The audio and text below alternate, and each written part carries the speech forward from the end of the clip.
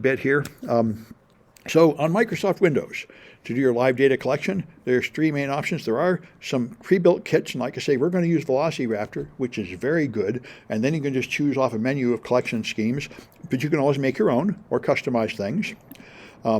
Mandiant made something called Redline. I was never able to make this work. I tried to make it work and use it in projects. It didn't seem to work very well at all, so I gave up on it.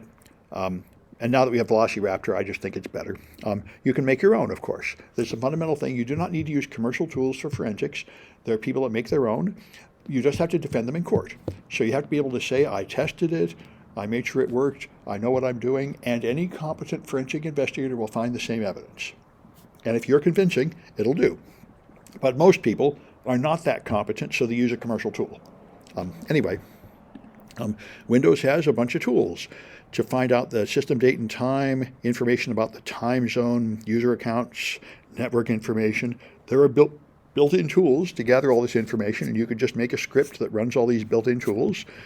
There are free tools you can get out there from other companies to get network connections, services, open files, running processes, and all that jazz. There are a whole bunch of tools. Like he says, bring in executables. Don't trust the ones that are on the box, and give them a different name, like put T underscore before the name of each of them, so you can make sure you're running the known clean copy of that tool instead of the tool on the possibly compromised machine. You want prefetch information, I mentioned. This lists the most recent 128 programs that have been launched on the machine. Very handy.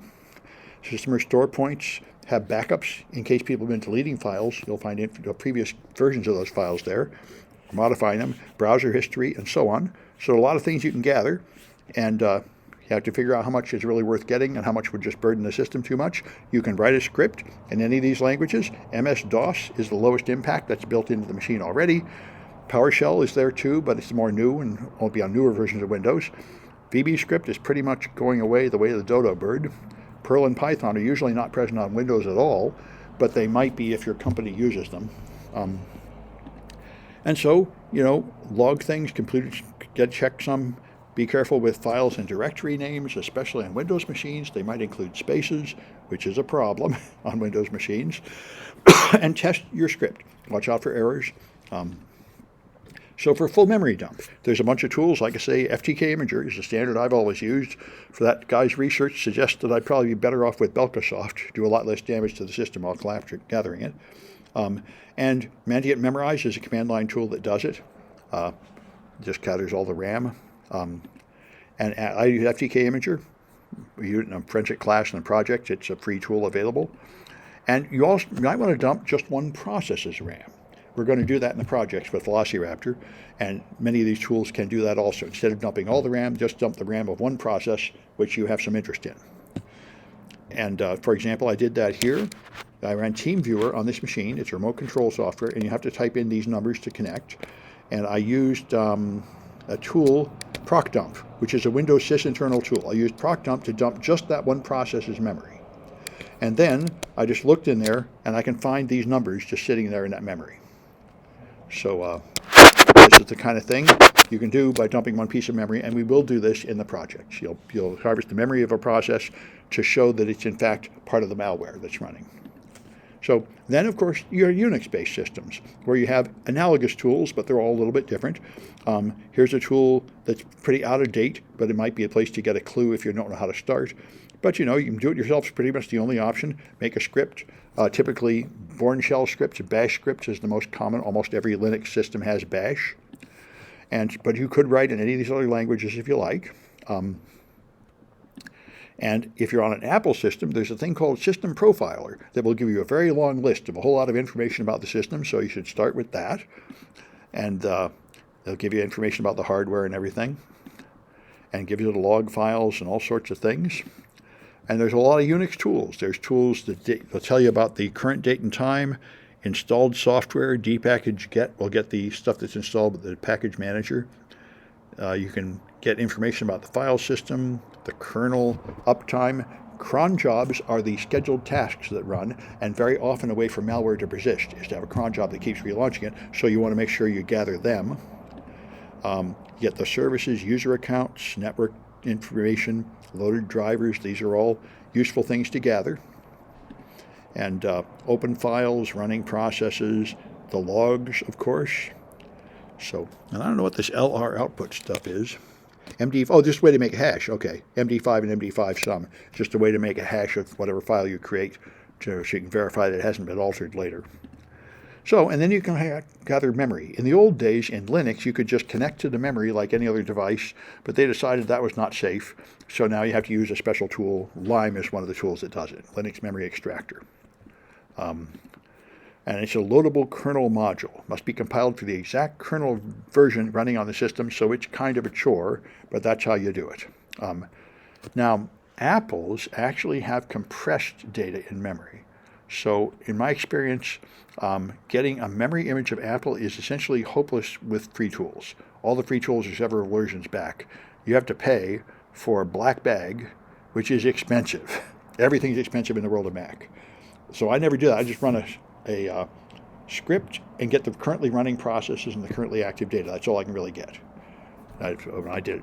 Anyway, there's DD is a program to make a disk duplicate. It'll copy any drive to another drive. That's how you capture evidence. And these versions, DC3 and DCFL, come from forensic labs like the Florida Forensic Lab. And what they do is they put a hash value on it. That's all, including checksums. All right. And memorize is another way to get the information from a Mac. Like I say, the problem I don't know if it'll handle is that data is probably going to be compressed. I don't think it's encrypted yet, but several versions back, Apple started compressing the data in RAM, which is another issue. Have to figure out how to decompress it and see what's in there. And there's individual process dump. It's part of the GNU debugger. You can use Gcore to do it. That's a Linux way to get it. Anyway, let's try the last Kahoot here. All right, 7B is here. All right.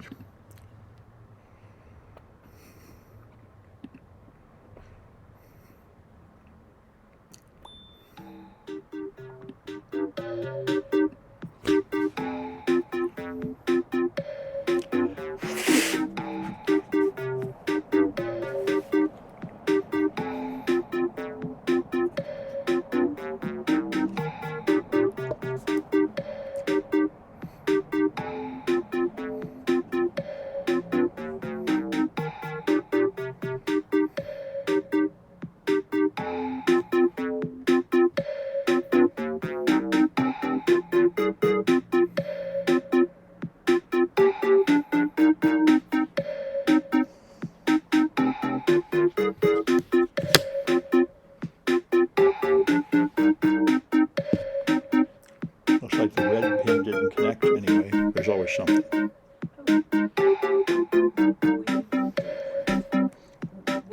Yeah. Happens when these things get worn out. They don't connect very well.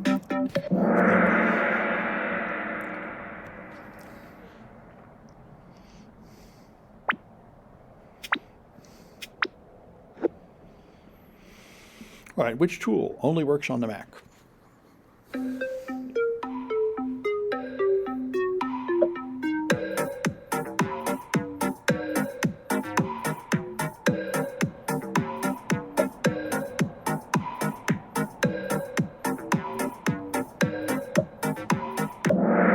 System Profiler is Mac. Bash runs fine on Linux too.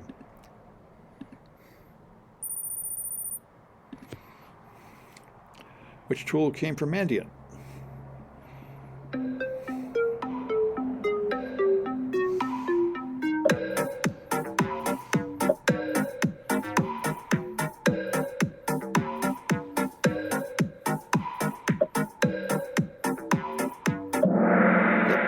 They call it Redline. They're proud of it. I could not make it work. Anyway. Which tool will run on some Windows machines, but not all of them?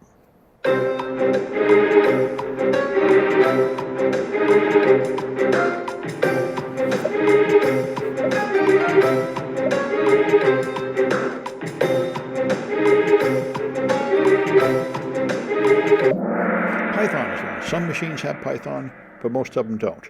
Batches are run on everything. And Redline are run on it. Batch you always have. You almost never have Bash unless you have Windows Subsystem for Linux. But Python is on a lot of Windows machines, but it's only there if you added it.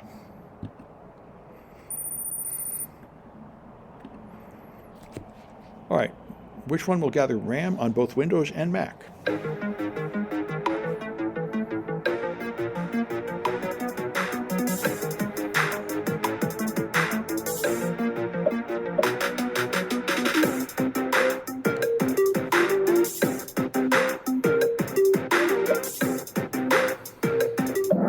Memorize will do it, although like I say, I'm skeptical about the results on a Mac. I think you're going to get compressed stuff and you're going to have to go through more processing to use it. But I haven't tried it in years, so I don't really know. If they've updated it to handle a Mac, it would be unlikely for free trial. Usually the only stuff that works on Mac is expensive stuff.